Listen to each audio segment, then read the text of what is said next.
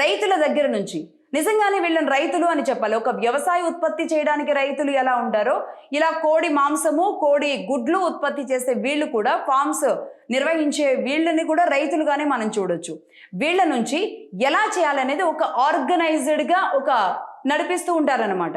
అంటే ఎప్పుడు ఆ కోడిగుడ్డు యాక్సరీస్కి వెళ్ళాలి, అక్కడ కోడిగుడ్డు 21 రోజుల తర్వాత పిల్లగా మారిన తర్వాత ఆ పిల్లని ఎలా భద్రపరచాలి, అక్కడి నుంచి దాదాపుగా 45 రోజుల పాటు, 45 రోజులు అనేది standard parameter for boiler chicken కనమాట. 45 రోజుల్లో ఒక కోడి పిల్ల ఎలా 2 కేజీల కోడిగా మారుతుంది, ఆ తర్వాత ఒక 10 రోజుల తర్వాత 2.5 కేజీలుగా ఎలా మారుతుంది, ఇవన్నీ కూడా వెయిట్లు అంచనాలు వేసుకుంటూ, అలాగే వాటికి ఇచ్చే ఆహారం కూడా నేను తెలగపిండి, అలాగే మొక్కజొన్న, సోయా, మొక్కజొన్న అని మెయిజీ అంటూ ఉంటారు. ఇవన్నీ ఈ పొడి పదార్థాలతో వాటికి న్యూట్రిషన్ ఫుడ్ విపరీతంగా ఇస్తూ ఉంటారనమాట. అలాంటి విపరీతమైన ఫుడ్ పెడుతూ ప్రతి అంటే ఆ కోడి పుట్టిన కోడికి మెడ దగ్గర ఇలా కొన్ని నడుం దగ్గర కొన్ని వ్యాక్సినేషన్స్ అనేది ఇస్తూ ఉంటారు. ఆ వ్యాక్సినేషన్స్ ఏంటి అంటే మనం కూడా మన పిల్లలు పుట్టగానే ఇచ్చే వ్యాక్సినేషన్స్, అలాగే 1వ నెల 2వ నెల మనం వ్యాక్సినేషన్స్ చార్ట్ ఒకటి ఉంటుంది కదా, అది ఎలా ఫాలో అవుతామో ఈ 45 రోజుల పాటు ఇనిషియల్ స్టేజ్లో ఆ కోడి పిల్ల తయారవగానే ఇచ్చేది అలాంటి వ్యాక్సినేషన్స్ ఉంటాయన్నమాట. యాక్చువల్లీ ఇదంతా నేను చెబుతున్నది స్టాండర్డ్ పారామీటర్స్. స్టాండర్డ్ పారామీటర్స్లో భాగంగా వీళ్ళు ఈ వ్యాక్సినేషన్స్ ఖచ్చితంగా ప్రతి కోడికి వేయించాలి. ఎందుకు అంటే కొక్కర్ తెగులు అంటూ ఉంటారు, అలాగే బర్డ్ ఫ్లూ వచ్చింది అనేది మనం వింటూ ఉంటాం. అనేక కోళ్ళని బయట పడేసి కొన్ని సందర్భాల్లో బర్డ్ ఫ్లూ వచ్చిందని చెబుతూ ఉంటాం. అలాగే గ్రామాల్లో ఉన్న వాళ్ళకి తెలుస్తూ ఉంటుంది, ఒక్క కోడికి తెగులు వచ్చింది అంటే కనుక దాని వైరస్ ఎంత ఫాస్ట్గా వ్యాప్తి చెందుతుంది అంటే మరో కోడికి విత్ ఇన్ ద డేలోనే దాదాపుగా ఆ కోడి తగిలిన ఒక 100 కోళ్ళు ఈజీగా చనిపోతూ ఉంటాయి అనమాట. ఒక గ్రామంలో ఒక ఇంట్లో ఒక్క కోడికి ఆ ప్రాబ్లం వచ్చినా మిగతా కోళ్ళన్నీ చనిపోయేలాంటి పరిస్థితికి కారణమవుతుంటుంది. దాన్ని కొక్కర్ తెగులు అంటారు ఆంధ్రప్రదేశ్లోని ప్రాంతాల్లో, మా ప్రాంతాల్లో. అలాగే ఇక్కడ మిగతా చోట్ల కూడా అంటే తెగులు వచ్చింది అని చెబుతూ ఉంటారు, అంటే జనరల్ వర్డ్ తెలుగులో. కానీ దీనికి ఎగ్జాక్ట్ దానికి ఏమన్నా ఇన్ఫెక్షన్, అదేమన్నా వైరస్ అండ్ బ్యాక్టీరియా ఏంటి అనేది ఎగ్జాక్ట్గా తెలియదు, కానీ తెగులు అని చెప్తూ ఉంటారు. సో అలాంటివి రాకుండా ఉండడానికి, ఎందుకంటే ఇది వ్యాపారం కాబట్టి వాటికి ఆ వ్యాక్సినేషన్ ఇస్తారు.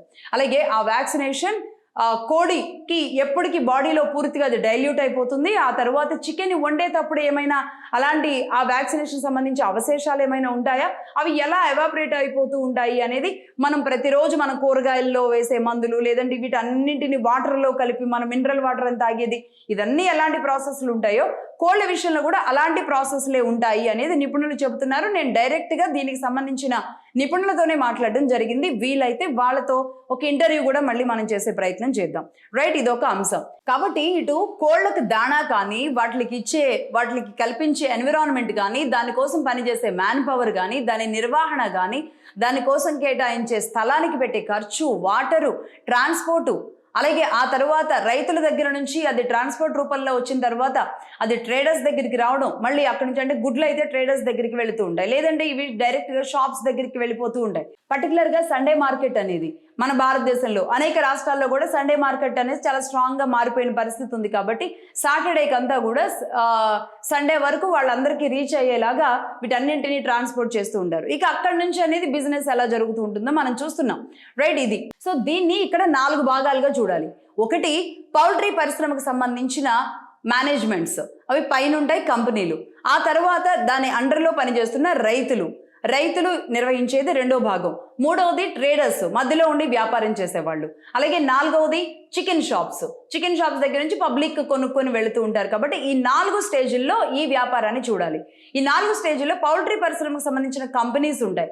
ఆ కంపెనీస్ ఏవైతే ఉంటాయో ISO స్టాండర్డ్స్ని, అలాగే వీళ్ళు ఇచ్చే వ్యాక్సినేషన్స్ని, అలాగే ఫుడ్ అండ్ దీనికి సంబంధించి ఎప్పటికప్పుడు కూడా వీళ్ళు ఆయా సంబంధిత శాఖల దగ్గర ఆ రిపోర్ట్స్ అనేది ఖచ్చితంగా ఇచ్చుకోవాలి, లేదంటే ఆ సంస్థలు ఫస్ట్ ఆఫ్ ఆల్ నిలబడవు. ఒకటి. ఆ తర్వాత రైతుల దగ్గరకు వచ్చిన తర్వాత రైతుల నిర్వహణలో కోడికి ఏదంటే అది పెడితే అది లావ్ అవుతుంది అనుకుంటాం తప్పు. పూర్తిగా దానికి ఇలాంటి పల్లీల ఆయిల్ తీసిన తర్వాత వచ్చే దాన్ని ఏమంటారు, తెలగపిండి అంటుంటారు. దానికి సంబంధించిన పిట్టు అది ఏదైతే ఉందో అలాంటివన్నీ కూడా సోయాకి సంబంధించి, మేజీ అని మొక్కజొన్నకు సంబంధించి, ఇవన్నీ ప్రోటీన్ ఫుడ్ అనమాట. ఇవన్నీ ఇవ్వడం వల్ల అంటే చిన్నప్పుడు మన పిల్లలు కూడా ఫారెక్స్ అని, లేదంటే ఇప్పుడు అనేక రకాల ఈ పాల పొడి ఏదైతే ఇస్తూ ఉంటామో, బూస్ట్ అని ఇలాంటివి ఏదైతే ఇస్తూ ఉంటామో అలాంటిదే ఇది కూడా ఆ కోళ్ళకి అలా ఇస్తూ ఉంటారు. దాంతోపాటు ఇంజెక్షన్స్ అనేవి వ్యాక్సినేషన్ రూపంలో ఇస్తూ ఉంటారు. ఆ తర్వాత అది ట్రేడర్స్ దగ్గరికి వస్తుంటుంది, ఇది మార్కెట్ అవుతుంది. రైట్, ఇక్కడ వరకు ఇది ఇలా వ్యాపారం జరుగుతూ ఉంటుంది. ఇందులో మరి ఇక్కడ హార్మోన్ ఇంజెక్షన్స్ ఎక్కడ జరుగుతున్నాయి అనేది తెలియాల్సిన అవసరం ఉంది. హార్మోన్ ఇంజెక్షన్స్ అనేవి నిజంగా ఉన్నాయా ఒకటి, రెండవది ఉంటే గనక ఎవరు నిర్వహిస్తున్నారు, అవి పౌల్ట్రీ పరిశ్రమలు రైతులతో చేపిస్తున్నాయా, రైతులు చేస్తున్నారా, ఇందులో వాస్తవం ఎంత అవాస్తవం ఎంత, ఖచ్చితంగా దీని దగ్గరే పాయింట్ ఉంటుంది. దీని విషయంలోనే ఎవరైనా సరే మాట్లాడాలి. ఇందులో నిజాలు ఏంటి అనేది తెలియాలి. నిజంగా హార్మోన్ ఇంజెక్షన్స్ ఉంటే గనక ఇన్ని కోట్లకి ఎన్ని ఇంజెక్షన్స్ ఎక్కడ ప్రొడ్యూస్ అవుతూ ఉన్నాయి. రైట్, ఈ 4 విభాగాలు చెప్పాను కదా, ఈ 4 విభాగాల్లో పరిశ్రమ, రైతులు, అలాగే ట్రేడర్స్, షాప్స్, చికెన్ షాప్స్, వీటిల్లో ఎక్కడ ఏ అలజడి వచ్చినా 4టికి కూడా దెబ్బ పడుతుంది అనమాట. ఇక్కడ షాప్ దగ్గర దెబ్బ పడింది అంటే కనుక పౌల్ట్రీ పరిశ్రమ వరకు దెబ్బ పడుతుంది. ఇందులో రైతులు పడే ఇబ్బందులు ఉంటాయి చూడండి. నిజంగా అనేక రకాల ఇబ్బందులు ఇక్కడ రైతులు ఎదుర్కొంటూ ఉంటారు. ఈరోజు ఒక పౌల్ట్రీ పరిశ్రమ నిర్వహించడం, దీన్ని ముందుకు తీసుకువెళ్ళడం, దాణాకు అయ్యే ఖర్చులు, మెడిసిన్స్ ఇవన్నీ మోయలేని భారంగా మారి ఆ ప్రొడక్షన్ని తగ్గేలాంటి పరిస్థితి ఒకవైపు కనబడుతుంది. ఇంకొక వైపు అంటే ఇలాంటి పరిస్థితులు ఉన్నాయి కాబట్టి ఇలాంటి ఇంజెక్షన్స్ ఏమన్నా పుట్టుకొచ్చాయా, అసలు ఇంజెక్షన్లు ఉన్నాయా లేదా, ఉన్న మాట వాస్తవమే అయితే గనక ఇన్ని లక్షల కోళ్ళకి ఎన్ని ఇంజెక్షన్లు తయారు చేస్తున్నారు, ఎవరు తయారు చేస్తున్నారు, ఏ ఫార్మా కంపెనీ తయారు చేస్తుంది, మరి అది గుట్టు చప్పుడు కాకుండా భారతదేశంలోనే జరుగుతుందా, పక్క దేశం నుంచి వస్తుందా, ఇలాంటి విషయం ఒకటి అతి భయంకరమైన విషయం ఏదైనా ఉంటే గనక అది బయటికి రావాల్సిన అవసరం నెంబర్ 1. మామూలు రైతులు ఈ ఇంజెక్షన్లు ఎక్కడి నుంచి కొనుగోలు చేస్తున్నారో ఒకవేళ ఉంటే గనక ఇది ఒకటి తెలియాల్సిన అవసరం ఉంది. అంటే ఇక్కడ శాస్త్రీయ ఆధారాలతో మాత్రమే మనం మాట్లాడగలిగేలాంటి విధానం ఉండాలి. అంటే మరి ఇన్ని ఇంజెక్షన్స్ ఎలా ఇన్ని కోళ్ళకి ఇవ్వడం సాధ్యం అవుతుంది అనేది తెలియాల్సిన అవసరం ఉండాలి. అంటే ఈ ఆర్టిఫిషియల్ ఇంజెక్షన్స్ అండ్ ఈ వ్యాక్సిన్స్ అనేవి గుట్టు చప్పుడు కాకుండా నడుస్తున్నాయన్న ప్రచారం జరుగుతోంది కదా, దీనికి సంబంధించిన శాఖలు ఎవరున్నారు, స్పందించాల్సిన శాఖలు ఎవరున్నారు?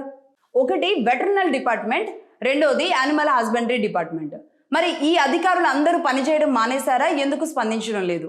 నిజంగానే ఇలాంటిది జరుగుతుంటే వీరు మౌనంగా ఉంటే గనక ఖచ్చితంగా పోలీసుల ద్వారానో బాధితుల ద్వారానో ఖచ్చితంగా ఒక కేసు వేయాల్సిన అవసరం ఉంటుంది. బేసిక్ స్టాండర్డ్స్ ఏవైతే ఉంటాయో ఆ బేసిక్ స్టాండర్డ్స్ని మెజారిటీ ఆఫ్ పౌల్ట్రీ పరిశ్రమలు అన్నీ ఖచ్చితంగా పాటిస్తాయి అని మాత్రం చెప్పొచ్చు. అంటే ఇక్కడ జరగట్లేదు అని చెప్పడం మా ఉద్దేశం కాదు, జరుగుతుంది అని చెప్పడం కూడా మా ఉద్దేశం కాదు.